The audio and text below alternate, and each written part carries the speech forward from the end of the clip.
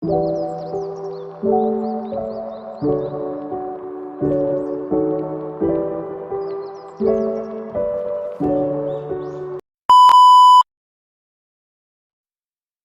Huh? Huh?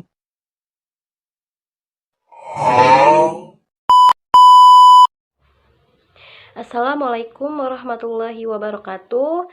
Halo guys, perkenalkan nama saya Ripa Rupaida dari kelas 12 IPA 2. Di sini saya akan memaparkan materi mengenai Orde Baru dalam pembelajaran sejarah Indonesia.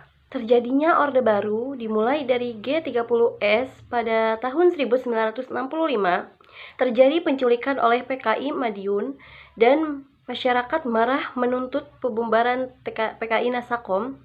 Soekarno menelan ludahnya sendiri, terjadi banyak demonstrasi oleh Front Pancasila, oleh KAMI, oleh KAPI, KAPPI, KASI, bergabung menuntut pembubaran PKI oleh Tritura pada tanggal 12 Januari 1966 yang isinya 1. Pembubaran PKI dan organisasi sayapnya. 2. Pembersihan Kabinet Dwi Kora. 3. Penurunan harga barang. Menanggapi Tritura, Soekarno melakukan reshuffle kabinet. Wikora jadi kabinet 100 menteri, tidak ditanggapi oleh massa. Massa semakin marah atau terjadi bentrokan. Cakra Birawa PS massa akibat seorang mahasiswa tewas yang bernama Arif RH. Yang kedua, diadakannya Super Semar. Apa sih Super Semar itu? Super Semar yaitu surat perintah 11 Maret pada tahun 1966 diperintahkan untuk mengembalikan kestabilan negara. Pada 11 Maret, saat sidang pelantikan 100 menteri, Soekarno lebih cepat meninggalkan sidang. Soeharto mengutus 3 perwira TNI Angkatan Darat. Yang pertama Basuki Rahmat, yang kedua Muhammad Yusuf, yang ketiga Amir Mahmud. 3 perwira mengusulkan agar memberi kewenangan kepada Soeharto untuk memulihkan situasi. Soekarno mengeluarkan Super Semar. Setelah dikeluarkannya Super Semar, Soeharto langsung bertindak, melarang PKI atau organisasi sayapnya, menangkap 15 menteri yang mendukung PKI, pembersihan lembaga negara dari unsur PKI. PKI dihancurkan sampai ke akar-akarnya. Pamor Soeharto naik, terjadi dualisme politik, ada yang mendukung Soeharto dan ada yang mendukung Soekarno. Ditolaknya LPJ Soekarno mengenai G30S kepada MPRS Nawa Aksara. 22 Februari 1967, Soekarno mengundurkan diri dari jabatannya. Kondisi politik dalam negeri pada masa Orde Baru. Kebijakan politik pemilu pada tahun 1971 sampai 1997 semua dimenangkan oleh Partai Golkar. Penyederhanaan parpol PPP, yaitu Partai Islam yang dimasuki oleh NU, Parmusi, Perti, PSII.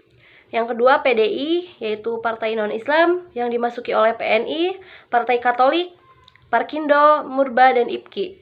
Yang ketiga Golkar, yaitu penyatuan dari berbagai lapisan masyarakat atau non-partai.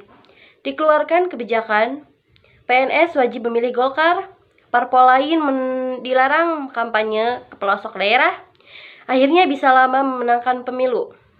Dwi fungsi ABRI, TNI atau Polri yang isinya sosial politik. ABRI masuk ke struktur politik Indonesia, yaitu eksekutif dan legislatif. Pedoman, penghayatan, pengenalan Pancasila.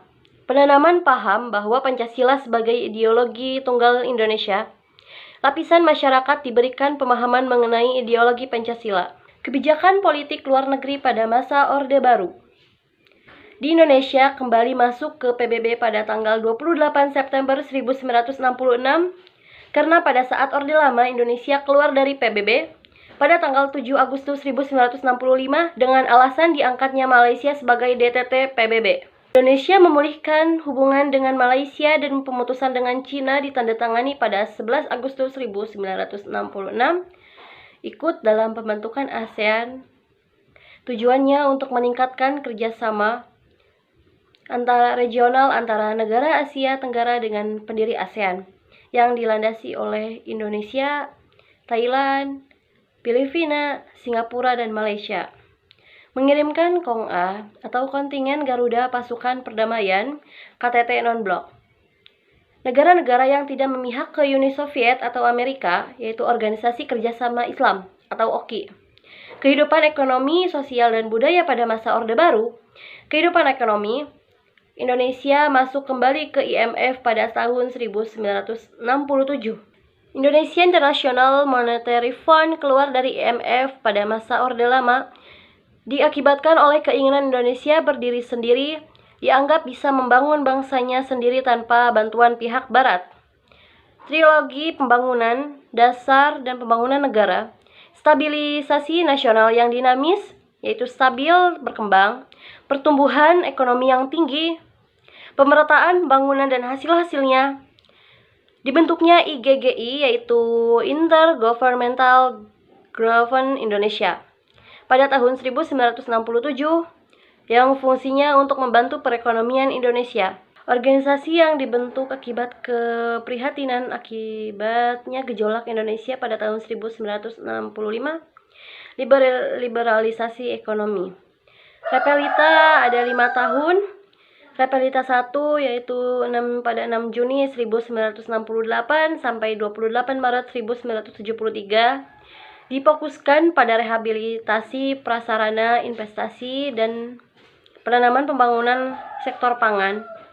Investasi yaitu dikeluarkannya kebijakan PMA dan PMDN. PMA yaitu penanaman modal asing, PMDN yaitu penanaman modal dalam negeri. Terjadi malari yaitu malapetaka 15 Januari. Jepang ingin menanam modal besar di Indonesia. Masyarakat melakukan demo besar-besaran terhadap kebijakan pemerintahan dan dibarengi dengan kedatangan Perdana Menteri Jepang. Perusahaan Jepang, pembangunan sektor pangan yaitu revolusi hijau, perubahan cara bercocok tanam di mana ada 4 tahap. 1. Intensifikasi yaitu pengembangan teknologi pertanian. 2. Ekstensifikasi yaitu perluasan lahan. 3. Diversifikasi yaitu keanekaragaman usaha tani. 4. Rehabilitasi yaitu produktivitas sumber daya. Repelita 2 pada 28 Maret 1973 sampai 29 Maret 1978 difokuskan kepada kesediaan sandang, papan, pangan, memperluas lapangan kerja dan pemerataan pembangunan pemerintahan, mengeluarkan kebijakan transmigrasi yaitu perpindahan pendidikan untuk mengisi pulau-pulau yang kosong. Repelita 3 pada 29 Maret 1978 sampai 19 Maret 1983. Difokuskan pada industri dan ekspor di bidang pertanian karena Indonesia bakal jadi negara swasembada beras, yaitu merupakan gelar untuk negara karena bisa ekspor beras. Berasal gelar dari Food and Agriculture yaitu organisasi dari PBB. Repelita 4 yaitu pada 19 Maret 1983 sampai 23 Maret 1988 difokuskan pada perluasan lapangan kerja, kesehatan, pendidikan, dan pengendalian jumlah penduduk, yaitu kesehatan posyandu, pendidikan wajib belajar 6 tahun, pengendalian jumlah penduduk, kesehatan. Repelita 5 pada 23 Maret 1988 sampai 17 Maret 1993 difokuskan pada sarana transportasi, komunikasi, pendidikan, dan industri jasa bank. Keadaan sosial dan budaya, diskriminasi Tionghoa, Cina, komunikasi orang-orang Tionghoa harus berganti nama, bahasa Tionghoa dilarang. 2. KB untuk mengendalikan jumlah penduduk. 3. Tekanan dan kekangan pers, yaitu untuk membunuh oposisi. 4. Posyandu untuk pos pelayanan terpadu penurunan angka kematian ibu dan bayi. 5. Wajib belajar 6 tahun dan pemberantasan buta huruf. Struktur politik ekonomi pada masa reformasi pada tahun 1998 sampai sekarang. Reformasi adalah suatu perubahan tatanan kehidupan lama ke kehidupan baru menjadi yang lebih baik. Awal reformasi dan jatuhnya Orde Baru, krisis moneter pada 1997 terjadi di Asia Tenggara.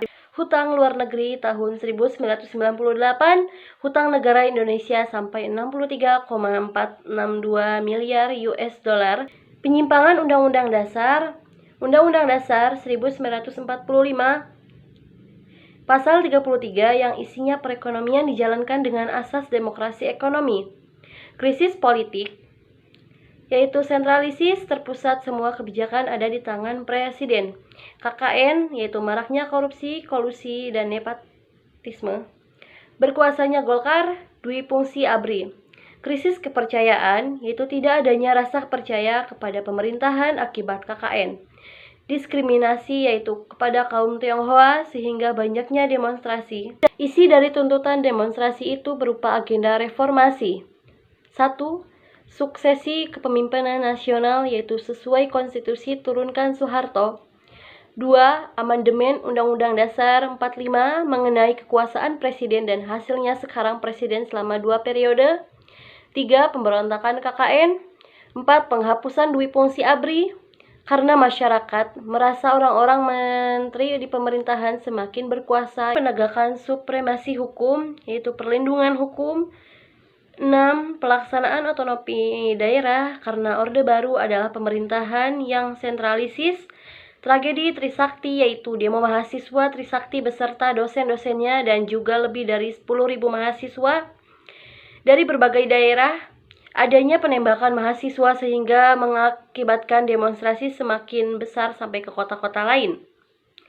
Soeharto mengundurkan diri pada tanggal 21 Mei 1998 dan digantikan oleh wakilnya yaitu B.J. Habibie. Sekian pemaparan materi mengenai Orde Baru dalam pembelajaran sejarah Indonesia. Kurang dan lebihnya saya mohon maaf. Ditutup. Wassalamualaikum warahmatullahi wabarakatuh.